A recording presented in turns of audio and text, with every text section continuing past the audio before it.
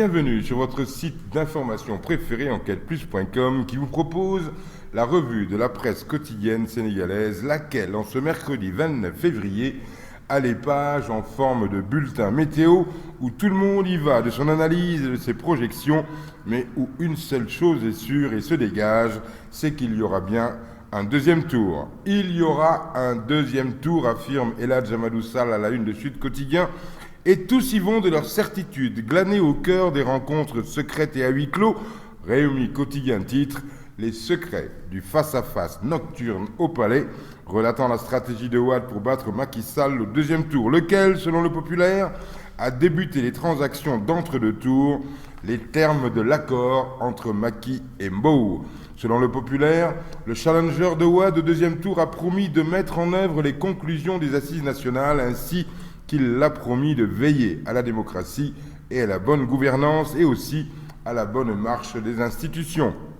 Côté transaction ou tractation, les mots ont leur importance. Il semble, selon Samba Allar, dans le populaire, qu'il y aura du compromis et des compromissions.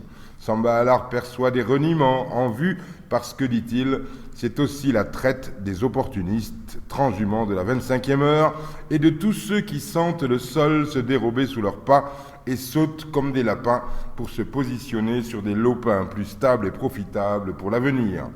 Pour dire donc qu'il y aura à boire et à manger lors de ce second round, au cours duquel ce ne seront pas seulement que les deux protagonistes qui vont assurer le spectacle. Le plus croustillant du show, ce sera en coulisses et en off. Macky et Wade n'ont qu'à bien se le dire, pour conseil Samba Allar, ils vont manœuvrer, certes, mais on va aussi les manœuvrer comme pas possible, et en fin de compte, ils ne seront que des otages des systèmes dans lesquels ils vont s'enfermer à force de négocier. Mais comme c'est un moindre mal, il y aura toujours la jurisprudence du warwaret, c'est-à-dire, écrit pince sans rire Samba Allar, qu'une fois élu et bien installé, on pourra dire à ses souteneurs « c'est moi l'élu, le reste on gère ».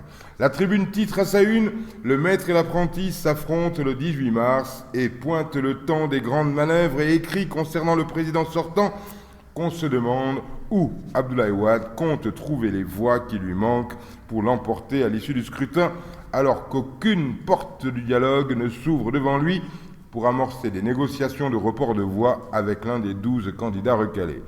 Wade peut, écrit la Tribune, explorer du côté de ceux qui, pour des raisons diverses, n'ont pas fait le déplacement des urnes dimanche et qui constituent un formidable gisement de suffrage. Mais cette cible-là sera également convoitée par son adversaire.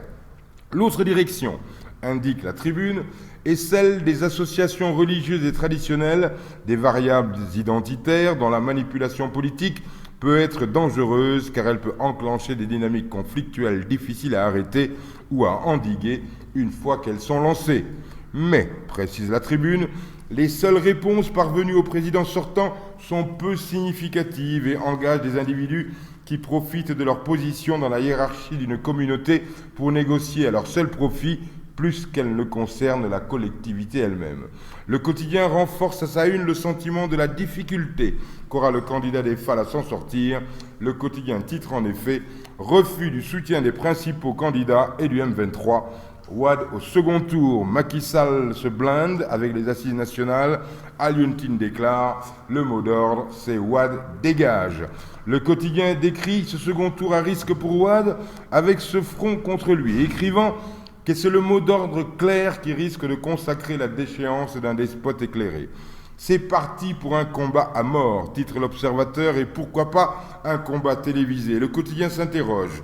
Wade acceptera-t-il un face-à-face avec Macky Sall, notant que l'opposant Wade s'était offusqué du refus de Diouf de se soumettre à un débat télévisé dans l'entre-deux tours de la présidentielle de 2000.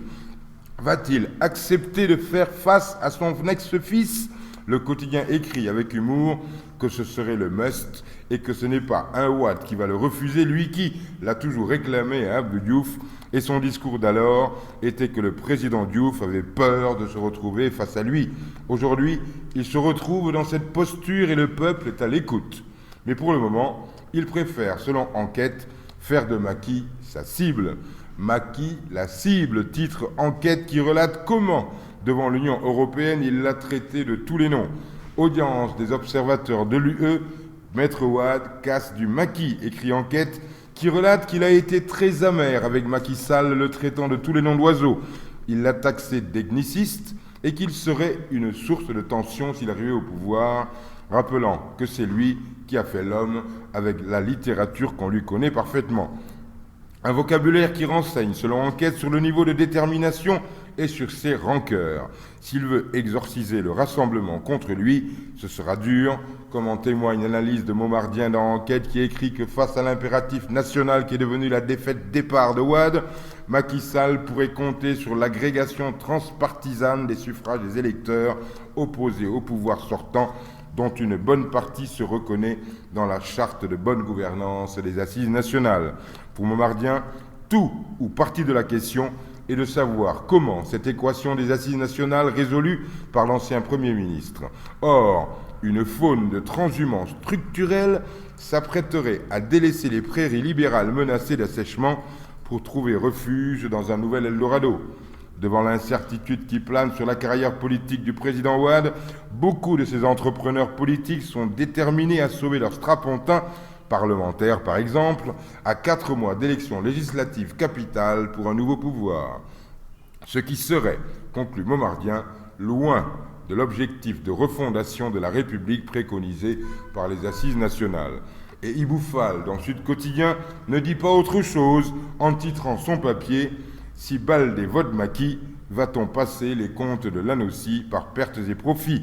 rappelant ainsi que ce dossier lui avait valu disgrâce et aussi début de son envol vers le palais de la République.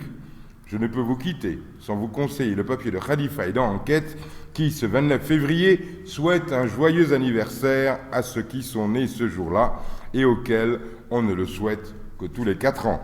À tous ces bissextiles, je dis bon anniversaire et à demain, même endroit, même motif, même punition. Enquête plus, c'est plus d'infos, en mieux.